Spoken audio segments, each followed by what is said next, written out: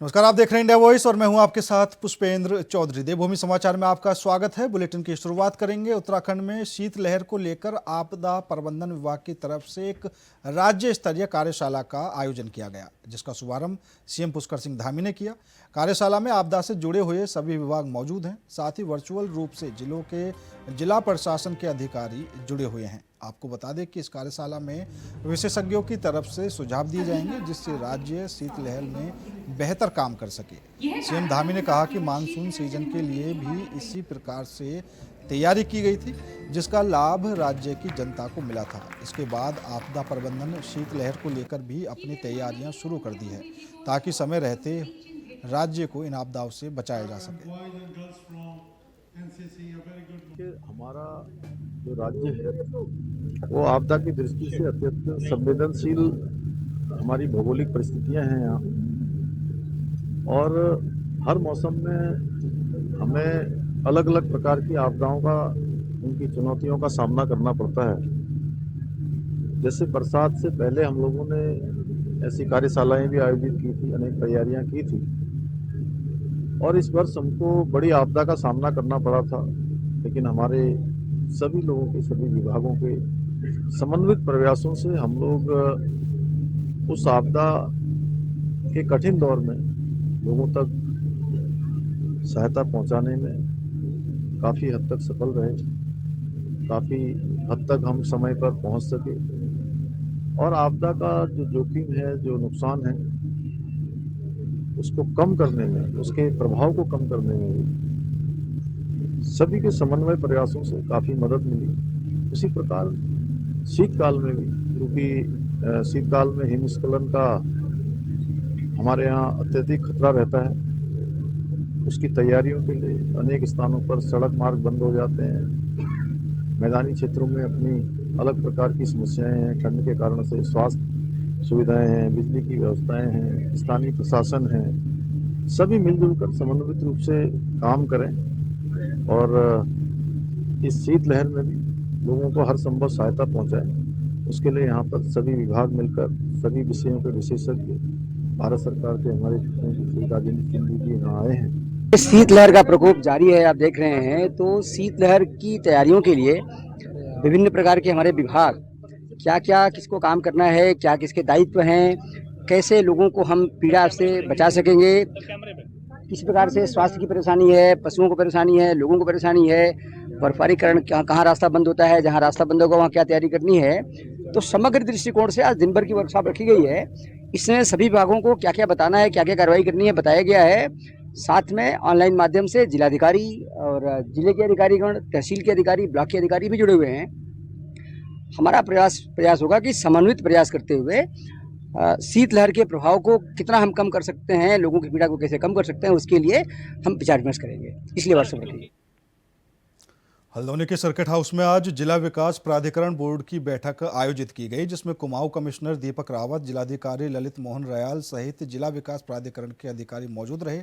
इस दौरान आवासीय और कमर्शियल एक्टिविटी के 112 मामलों की सुनवाई हुई, जिसमें कमिश्नर ने जिला विकास प्राधिकरण को निर्देश दिए हैं कि जिन भवनों का आवासीय नक्शा पास हो रहा है, इसका दुरुपयोग ना हो, बल्कि इसका विशेष ध्यान रखा जाए। इसके अलावा बाहरी व्यक्तियों के जमीन खरीदे जाने पर लगातार मॉनिटरिंग की जाए।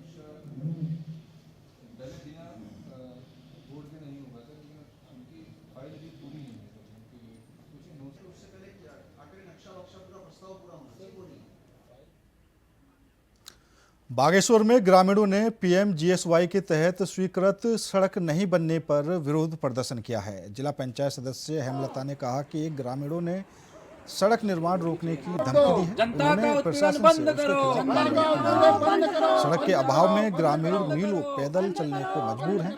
वह विभाग और ग्रामीणों को धमकी दे रहे हैं, जिस कारण से सड़क निर्माण पूरा नहीं हो पा रहा है।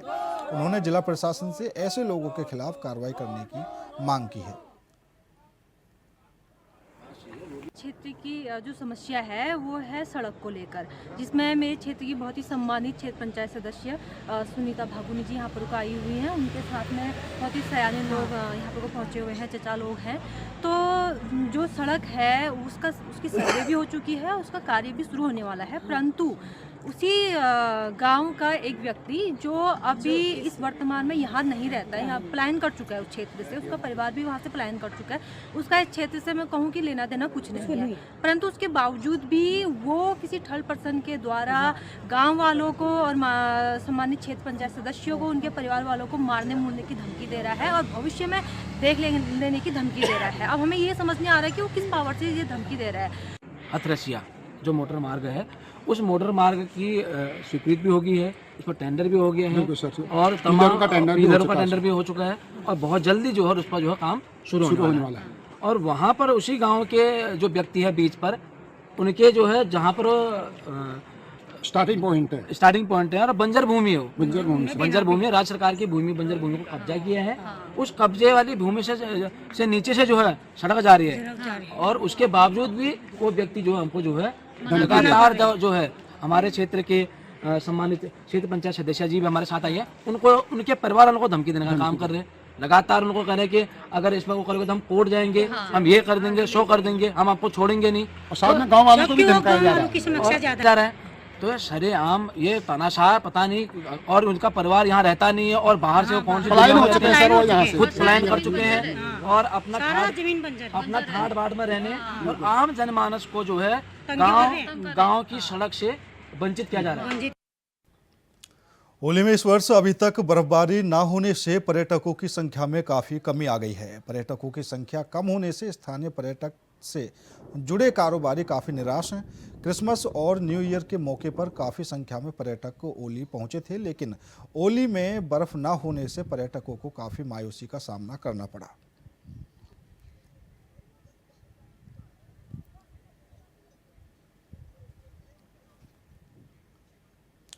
प्रदेश में लगातार अवैध मजारों को ध्वस्त करने का काम चल रहा है। राजधानी देहरादून में जिला प्रशासन की तरफ से भी एक बड़ी कार्रवाई की गई है। डिस्पेंसरी रोड की मजार को तोड़ दिया गया है। मुख्यमंत्री पुष्कर सिंह धामी का कहना है कि यह कार्रवाई लगातार जारी रहेगी। आपको बता दें कि अब तक अवैध संरचनाओं पर जो कार्रवाई की गई है उसमें 10,000 एकड़ से अधिक जमीनों को मुक्त कराया जा चुका है। मुख्यमंत्री के अनुसार राज्य के विभिन्न हिस्सों में सरकारी और वन भूमि पर किए गए अवैध कब्जों को हटाया गया है। अक्टूबर 2025 तक यह आंकड़ा लगभग 9,000 एकड़ था, जो कि अब तक बढ़कर 10,000 एकड़ से अधिक हो गया है। देखिए, देवभूमि उत्तराखंड अपने देवत्व के लिए जानी जाती है और पूरे देश और दुनिया के लोग आस्था, श्रद्धा और सनातन की भूमि, ऋषियों की भूमि, मुनियों की भूमि, तपस्वियों की भूमि के रूप में इस भूमि को जानते हैं। यह अध्यात्म की भी भूमि है, यह आयुष की भी भूमि है, योग की भी भूमि है।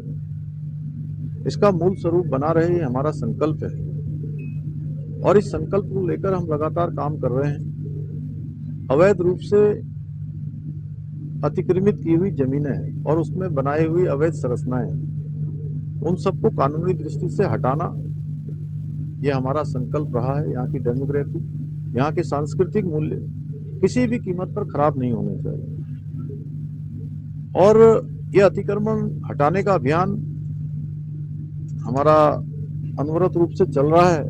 अभी तक राज्य के अंदर 10,000 एकड़ से भी अधिक ऐसी अतिक्रमित की हुई जमीनें, 600 के आसपास अवैध संरचनाएं, इन सभी को हटाने का काम, इस अतिक्रमण भूमि को मुक्त कराने का काम हमने किया है।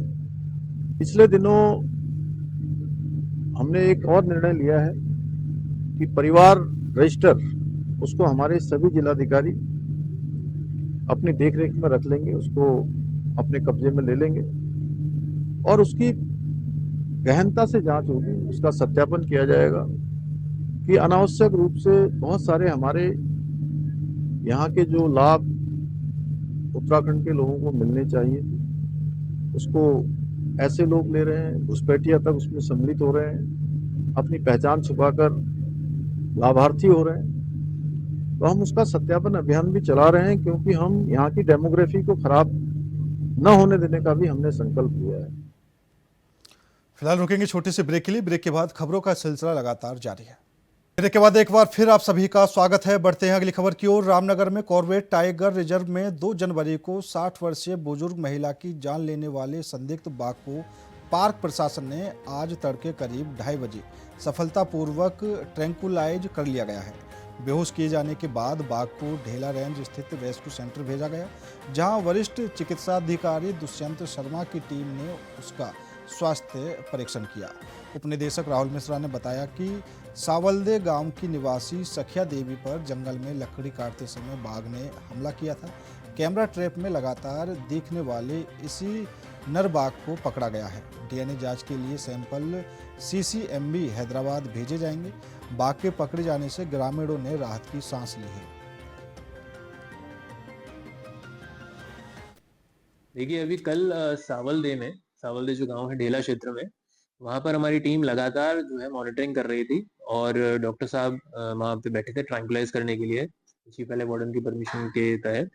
तो कल रात में लगभग 2:30 से 3 बजे के आसपास जो है एक मेल टाइगर को ट्रैंकुलाइज कर लिया गया है और हम उसको 3-4 दिन से मॉनिटर कर रहे थे। तो वही हमारे डेटा के अनुसार एक पोटेंशियल टाइगर है शायद जो कॉन्फ्लिक्ट में इन्वॉल्व था, तो उसको हमने ट्रैंकुलाइज कर लिया है। अब उसका जो डीएनए सैंपलिंग है वो करवा रहे हैं हम और उसके बाद पता चलेगा कि वही टाइगर है। अंकिता हत्याकांड मामले में कांग्रेस कार्यकर्ताओं ने बीजेपी सरकार के खिलाफ जुलूस निकाला है और हत्याकांड के कथित वीआईपी का नाम सार्वजनिक करने की मांग की है। शहीद स्मारक से जिलाध्यक्ष भूपेंद्र भोज के नेतृत्व में बाजार तक जुलूस निकाला गया और अंकिता भंडारी मामले की सीबीआई जांच कराने की मांग की गई। बीजेपी सरकार पर अंकिता हत्याकांड में शामिल कथित वीआईपी को बचाने का आरोप भी लगाया गया।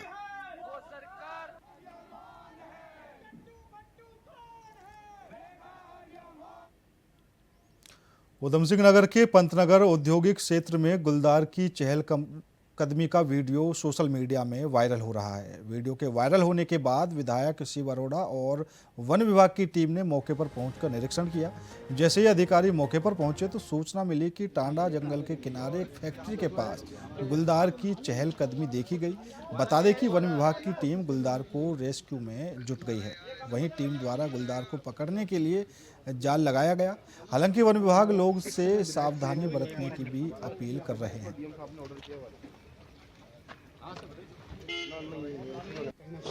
और ये बच्चा नहीं है तो आप देख सकते हैं 3 बजे की बात है मॉर्निंग में।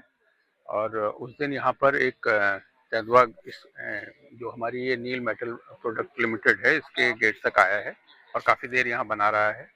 यहाँ के स्थानीय स्टाफ ने उसके फोटोग्राफ और वीडियो भी लिए हैं। वो देखने से स्पष्ट है कि वो जंगल की सीमा को क्रॉस करके आबादी क्षेत्र में आया है।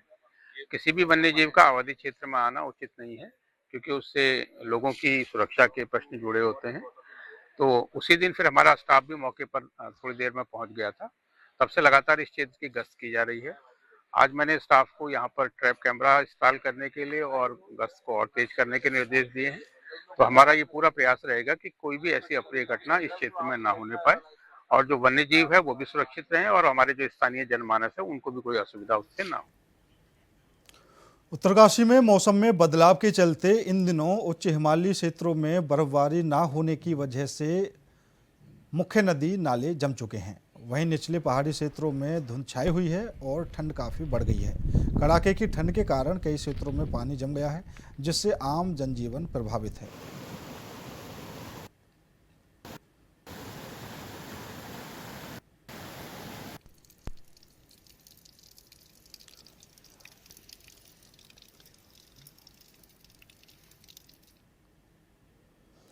जनवरी का पहला सप्ताह गुजर जाने के बाद भी हिमालय बर्फ विहीन होने से पर्यावरणविद चिंतित हैं। दरअसल जलवायु परिवर्तन के कारण हिमालय धीरे धीरे बर्फ विहीन होता जा रहा है। मौसम के अनुकूल बर्फबारी न होने से पर्यटन व्यवसाय खासा प्रभावित हो गया है। जनवरी में बर्फबारी के बाद सैलानियों से गुलजार रहने वाली तुंगनाथ घाटी पर्यटकों के अभाव में वीरान है। वहीं केदार घाटी के निचले भूभाग में विगत 4 महीने से बारिश न होने से काश्तकारों की फसलें खासी प्रभावित हो गई हैं, जिससे काश्तकारों के सामने आजीविका का संकट बनता जा रहा है। मौसम के अनुकूल बर्फबारी बारिश न होने से प्राकृतिक जल स्रोतों के जल स्तर पर भारी गिरावट आने के कारण इस वर्ष मार्च महीने से ही पेयजल संकट गहरा सकता है।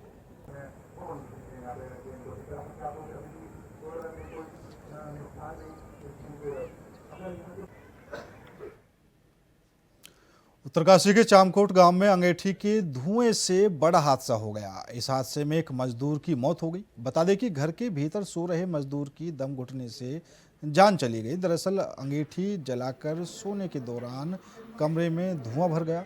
सुबह देर तक हलचल ना होने पर ग्रामीणों ने दरवाजा तोड़कर बाहर निकाला, जिसके बाद 108 एम्बुलेंस से जिला अस्पताल पहुंचाया गया, जहां डॉक्टरों ने उसको मृत घोषित कर दिया। वहीं पुलिस और प्रशासन को घटना की सूचना दे दी गई है। तो उत्तरकाशी का ये पूरा मामला है, जहां पर अंगीठी जलाकर सो रहे मजदूर की धुएं के कारण दम घुटने से मौत हो गई। सुबह तक दरवाजा ना खुलने पर पड़ोसियों ने दरवाज़ा खोला और तुरंत एम्बुलेंस की सहायता से हॉस्पिटल पहुंचाया, जहां पर डॉक्टरों ने मजदूर को मृत घोषित कर दिया। तो उत्तरकाशी में दम घुटने से मजदूर की मौत हो गई।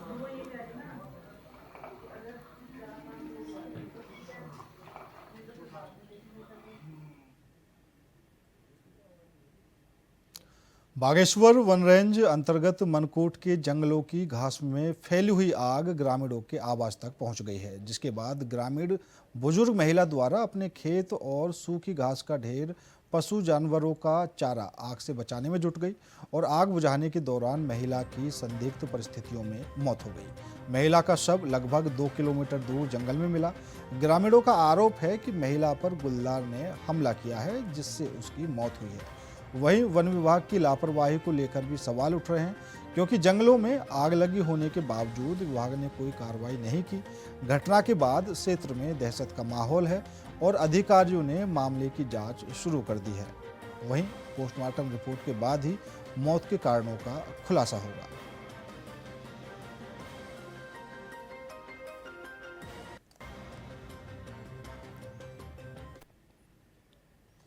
सीएम धामी के निर्देश पर देहरादून जिला प्रशासन ने अवैध अतिक्रमण पर सख्त कार्रवाई की है। घंटाघर के निकट एचएनबी कॉम्प्लेक्स और एमडीए क्षेत्र में अवैध अतिक्रमण को ध्वस्त किया गया है।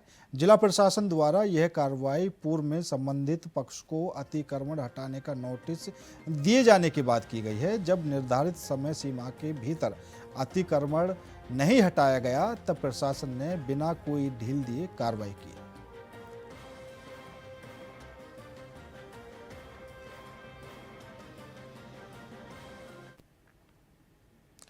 फिलहाल मेरे साथ इस बुलेटिन में इतना ही। बाकी देश और दुनिया की तमाम खबरों के लिए देखते रहिए इंडिया वॉइस।